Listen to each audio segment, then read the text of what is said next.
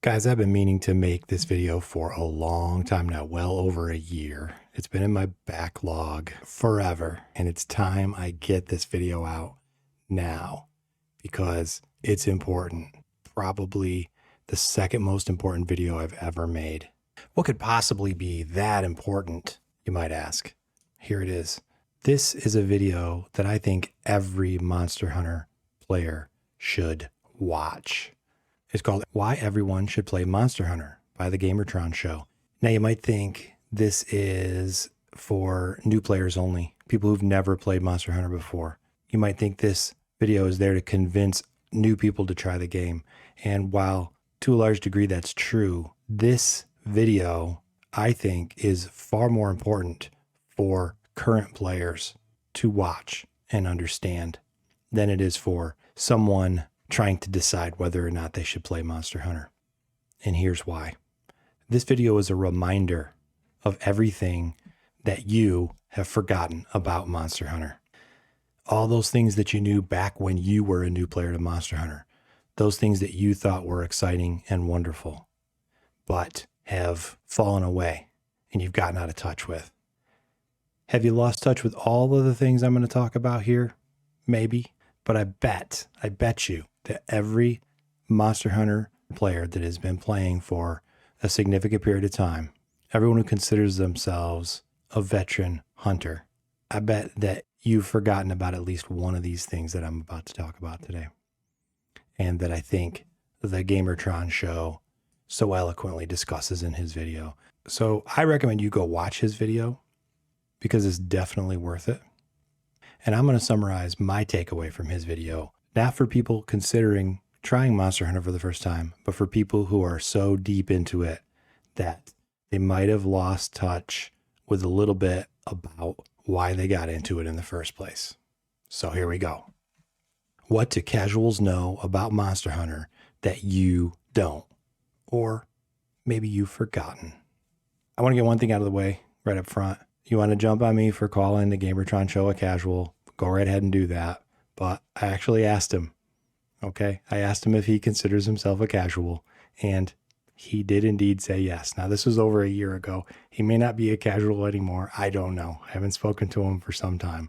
But I told him I was making this video, and I told him what the theme was of my video, and he's like, that's fine. You can refer to me as a casual if you want to. And I think it's important, though, right? Because he doesn't play Monster Hunter as much as you or I do. Not nearly as much as you or I. Okay. And to me, that's what a casual is. Someone who plays it on occasion, who plays it casually, who does not play it for multiple hours every day of their lives for the last decade and a half. Yeah. So there's a lot of wisdom to be had from that perspective. And just so you know, I'm not picking on you. I'm including myself in this. Because while I do often evangelize all of these points, sometimes I lose sight of what got me into the series. Sometimes I forget. And so we all need a little reminder from time to time, including myself. So point number one, the Monster Hunter series is a collection of amazing co-op games. That's right.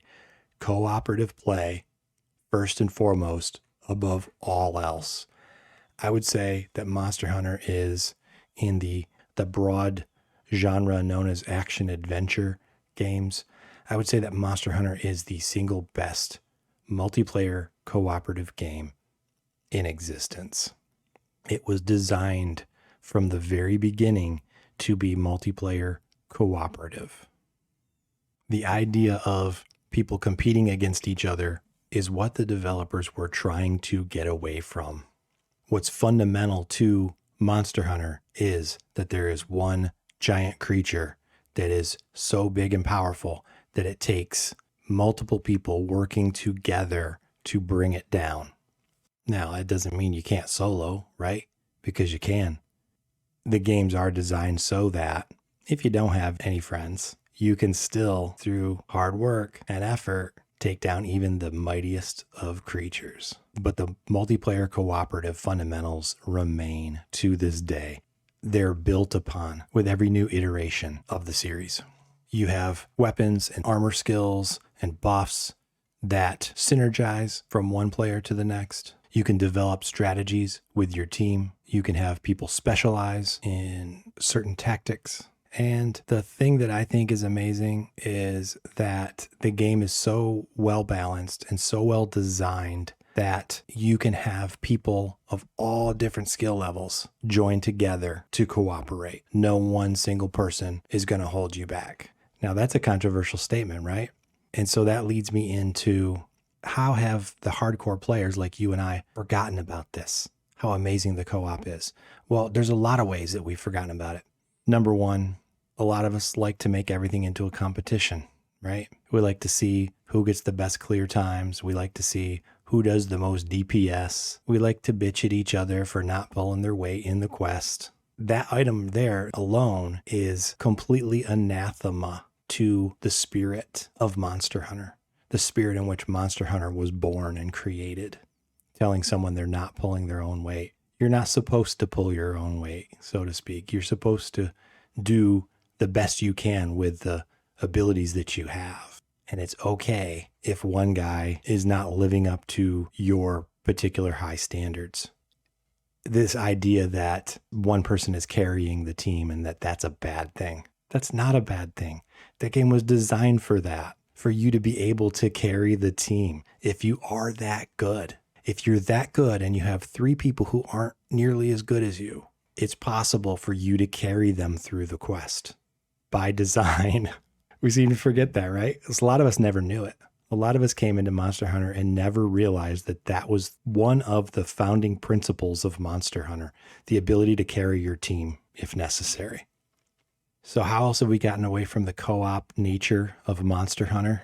Well, we ignore the built-in competitive angle on the games, right? There's an entire part of the game called Arena. And these are special quests where the point is to do them really, really fast and to compare your times against other people. That's the competitive part of the game. Instead of playing the competitive part of the game and competing with your fellow Monster Hunter players, we make the main cooperative portion of the game into a competition, right? That's what the whole concept of speedrunning does, right? And then those ideas trickle down into the broader population, and we develop a so-called meta, like the absolute best way to play a game, the best combos to use, the best weapons to use. And now we're holding everyone to such a high standard. We're telling everyone to get good as if we're not trying, right? As if we're not trying to get better.